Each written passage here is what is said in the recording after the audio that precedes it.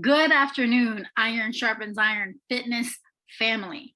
Today, I'm going to be talking about a really important subject called osteoporosis. You may think that osteoporosis only affects women that are postmenopausal, that are over 50, but actually, this also affects men. This is really important for you to understand because you may actually be at risk for osteoporosis. By the age of 30, bone density starts to decrease. But we'll dive into that later. What is osteoporosis, first of all? It is described as, of course, decreased bone strength. As I said earlier, it's most prevalent in postmenopausal women. But again, this also occurs in men and women, of course, that are premenopausal with increased risk factors. So, what do you typically see with osteoporosis? You see fractures in the spine, and you hear about the hip fracture, very common. A lot of times, when people are diagnosed with osteoporosis, they tend to stay away from exercise, anything that will make them mobile. So, what happens is they become immobile and lead to a sedentary lifestyle, and then it just deteriorates more often than not, leading to worsened health conditions. So, this leads to the question, how many people actually get osteoporosis? How many people does this actually affect in the United States? Yearly, it affects 10 million Americans. Remember, this is the reduction in the strength of the bone. And when there is less strength yearly, year after year after year, decreases in strength, you increase your risk for these fractures. There's this micro architecture that your bone has, and it's really important. On the outside of the bone, there's this process that occurs, and it's called bone remodeling. And the problem with that is that's what decreases. And your body isn't able to do this sufficiently or well, especially by the age of 30 and above, 30 to 45. That's the gap at which this starts to decrease, the bone remodeling. And that increases your risk for osteoporosis. I was at the zoo on Monday, and this is one of the reasons why I want to bring this up.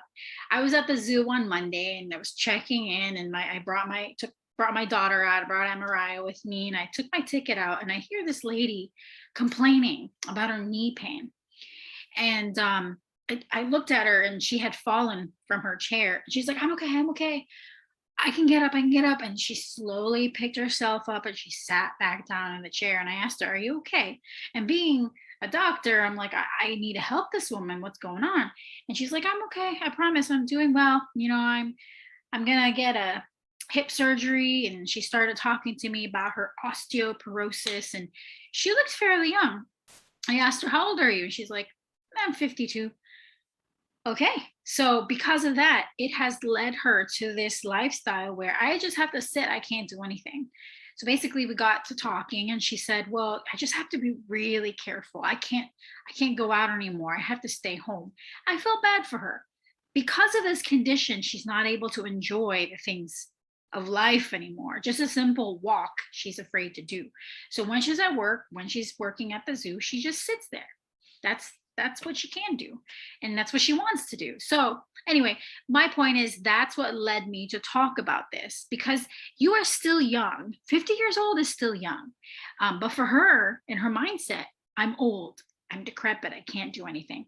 I want to be able to encourage those who are maybe starting to face this or haven't faced it but are worried about it, to encourage you that, hey, this is what you can do, and I'm going to break that down as well, to decrease the risk of osteoporosis in your life. But first of all, let's talk about these risk factors. That's important to know, right? There's modifiable and there's non-modifiable risk factors. First, let's do non-modifiable. These are things that you can't change. It just happens. It's the way that God made you. Number one, you're a female. I'm sorry to say this, but as a female, we have increased risk for osteoporosis because of the awesome hormone called estrogen. Yes, estrogen. But that doesn't mean that because you're a female and we're going to go through postmenopause, that doesn't mean that we're always going to get this. You can do things now in order to prevent osteoporosis. Another non-modifiable risk is the advanced age. Like I said, 30 to 45, this is where people start to kind of decrease in their bone density mass. So what do you think? If you're 30 years old, should you start taking care of your health? You know what? Even if you're 20 years old, you should start taking care of your health. But this does not mean that because you're in this age gap, you shouldn't do anything. You can still do something. If you have history of a fracture as an adult, that increased risk more for osteoporosis. If you have a history of fracture, hip fracture in a first degree relative, you may be able to say, hey, you know what, they have osteoporosis. There may be a genetic factor for me as well, but you can still do something about this. Advanced age, of course, and actually, to be quite honest with you, the non-modifiable risk factors, they are genetic. And you can ask your doctor if you may be at risk for this. Ask your doctor, can I do something now to prevent these fractures in the future, to prevent osteoporosis, osteopenia? And your doctor should be able to help you. So now let's talk about the modifiable risk factors. These are within your control. Hear me out here, your control. Okay, number one, cigarette smoking. Cigarette smoking definitely increases the risk for osteoporosis. We can talk about that in another topic, another slide, another live. Second, low body weight. That's because you're malnourished, you're not getting enough food in. Estrogen deficiency, early menopause, low calcium intake. My daughter, she's 14 months old. We have to give her calcium. We have to make sure that she's getting her milk and even cheese because that's a good source for calcium. If she's not getting the right amount of calcium now, even though her body's still growing, her ability to have good bone density decreases. So I'm actually increasing her risk for osteoporosis. So I got to make sure I'm feeding her well. Another one is alcoholism, poor health. Okay, physical inactivity, inadequate physical activity is another huge risk factor for osteoporosis. All right. So I'm done preaching on the risk factors. Let's talk about the pathophysiology a little bit here. The results from bone loss due to age-related changes in bone remodeling. This sounds like a lot of scientific terminology here. Let's just say this. So bone loss. So that's going to be the strength of the bone, okay? The bone remodeling is the fact that it is strengthening the outside of the bone. It's making it strong. So what happens is as you continue to age, these factors, osteoclast, osteoblast, strengthen your bone. But when you age, you walk, you do things like my daughter, she walks all the time and she falls. Well, when you continue to have that over time, the stress that occurs on the bone, your bone adapts to that. So there's things that occur in our life that will cause and affect our bone to be stronger or weaker. Bone remodeling, the repairs of these micro damages that we cause to our bones because of our falls, trauma, so on and so forth, it decreases. What actually happens is that the bone remodeling decreases and the bone reabsorption increases. It actually supersedes that. And that becomes a problem. It's not balanced out anymore. So what is the main regulator for bone remodeling? Well, hormones. Hormones such as estrogen, androgens, vitamin D, parathyroid hormone, and other growth factors. There's too many to name, really. There's a whole bunch of them. But these growth hormones and other hormones, vitamin D, these are important for the stability of the bone remodeling. So let's talk a little bit about PTH. PTH, parathyroid hormone, we rarely hear about this because all we ever hear about is high cholesterol, high blood glucose, all these things. But parathyroid, these four little thyroid glands behind your thyroid, it's very important. PTH stimulates the activation of vitamin D in your kidneys. Yes, vitamin D goes to the kidneys and it gets activated. It becomes the active form of vitamin D. And PTH also enhances the reabsorption or the absorption of calcium in your gastrointestinal tract. Do you see how important this small little organ in your neck? It is so important in the regulation and absorption of these hormones and calcium, these minerals. This is important. If your parathyroid is not working well, then calcium is not going to be absorbed properly. Then that leads to osteoporosis. So what's the recommended required intake for calcium daily for adults? 1,000 to 1,200 milligrams for adults daily.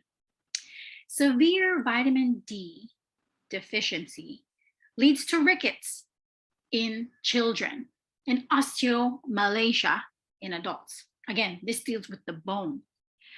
But this also increases in people who live in the northern states. I remember going to Connecticut and it was consistently like overcast. Well, you're not getting enough sunlight. So vitamin D deficiency is huge in the northern states. That's why it's very important for them to take vitamin D supplements, especially in the wintertime.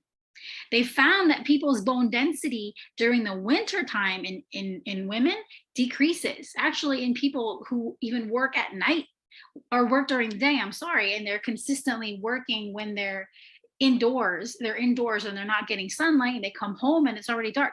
Vitamin D deficiency also occurs. So what happens over time? They're working in these manufacturing companies or they work in the office and they come home late and, they have poor nutrition. What happens? This increases to osteoporosis because they don't have the vitamin D. And then they also have sedentary lifestyles because they're just at work all the time. They don't work out. They don't believe that physical activity can help them. Exercise is very important. Well, did you know that the fracture risk is less in those individuals who are actually more active? That's because they learn how to balance better too as well. The muscular activity, the strength of the muscles helps. And there's also strengthening in bone density. Did you know that actually when someone works out, even in their adults and they start working out in their adult age, they increase bone density at least 1 to 2% in a year? That's great. That's great. You're going to decrease the risk of fractures. They also found that those that live in the rural areas, did I say that? Rural areas, farmers, they have less fracture risk. Why? Because they're more active and they're getting the good old sunlight. All right, so I talked a lot. I really did. I talked a lot about the medical side of things, how much you're supposed to get. By the way, vitamin D for adults should be at least 800 to 1,000 units of vitamin D per day. So are you getting enough? Are you? That's the biggest question. Are you getting enough of your calcium and vitamin D? Here's what you should do to increase your calcium intake. You can add these to your meals or maybe as snacks or supplements. Number 1, seeds. Seeds are tiny nutritional powerhouses, and they're high in calcium. Seeds such as sesame seeds, sprinkle that on maybe in your salads. There's a salmon, chia seeds, and celery. Poppy seeds, they're huge and rich in calcium. Cheeses, of course, they are excellent sources of calcium. You know what? Grab some yogurt. There's a lot of calcium in that as well. Beans and lentils, they're high in fiber. They have a lot of protein and micronutrients, including, of course, calcium, iron, zinc, folate, magnesium, potassium. And of all the goody nuts out there, the best nut is the almond. They have the highest amount of calcium.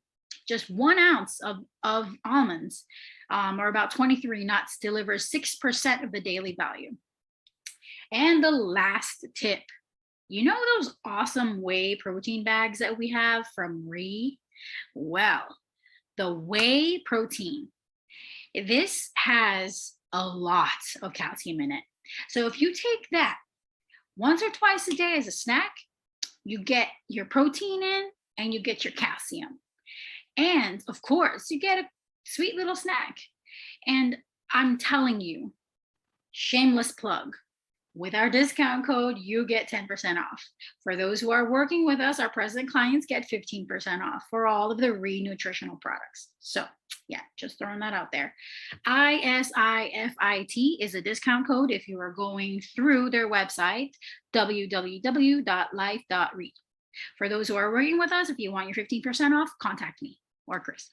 But anyway, so again, those sources for higher calcium, your good old seeds.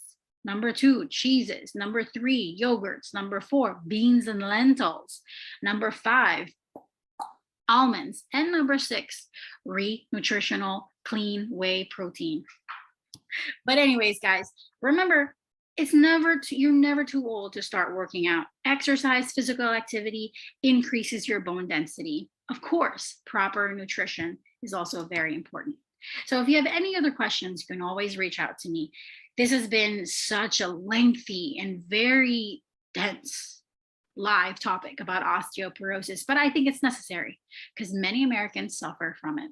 But I'm here to help you out. So if you have any questions, if you want to do nutritional coaching with me, I can educate you, help you, empower you to make better choices and change your mindset about food. I'm here for you. Reach out anytime. As always, we like to say at Iron Sharpens